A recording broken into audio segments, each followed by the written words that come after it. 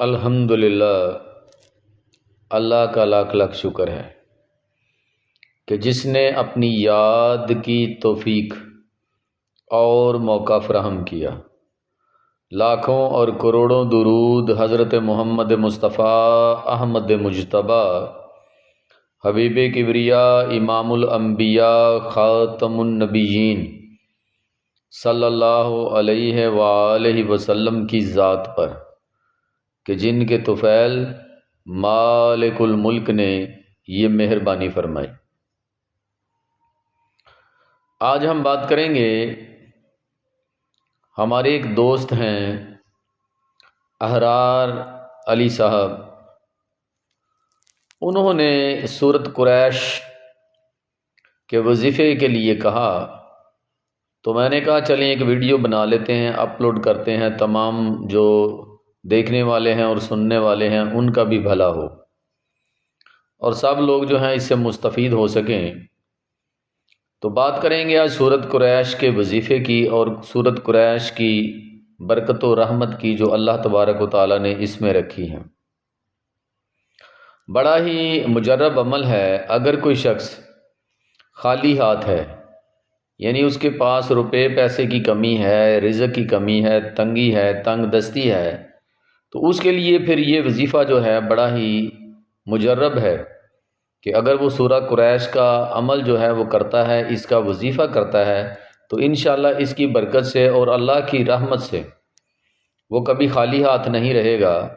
اور انشاءاللہ دوسروں کو دینے والا بن جائے گا۔ جہاں اس سورت کی دوسری بہت سی برکتیں ہیں اور اللہ کی رحمتیں اس کے ساتھ جڑی ہوئی ہیں، وہاں سب سے بڑا جو اس کا فائدہ ہے وہ یہ ہے کہ جو شخص سورہ قریش کو پڑھتا ہے اس کے گھر تنگ دستی نہیں ہو سکتی، وہ مفلس نہیں رہتا، امیر ہو جاتا ہے۔ اب آتے ہیں اس کے وظیفے کی طرف اور اس کے طریقے کی طرف۔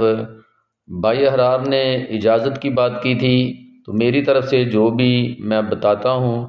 وہ اجازت ہے، اجازت لینے کی ضرورت نہیں ہے، قرآنی وظائف ہیں، اس میں کسی قسم کا کوئی مسئلہ نہیں ہے۔ انشاءاللہ آپ اس سے مستفید ہی ہوں گے، اس کا آپ کو فائدہ ہی ہوگا، کوئی نقصان نہیں ہوگا۔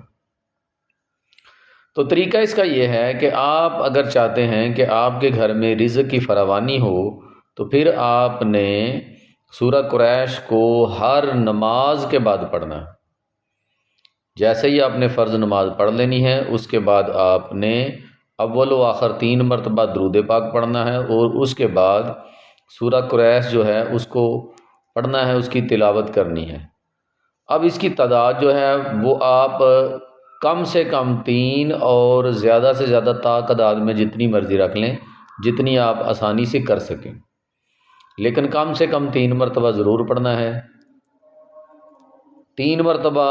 آپ نے درود پاک پڑھنا ہے، پھر 3 مرتبہ جو ہے آپ نے سورہ قریش پڑھنی ہے اور پھر 3 مرتبہ آپ نے درود پاک پڑھنا ہے۔ تو انشاءاللہ اللہ کے فضل و کرم سے چند ہی دنوں میں آپ جو ہے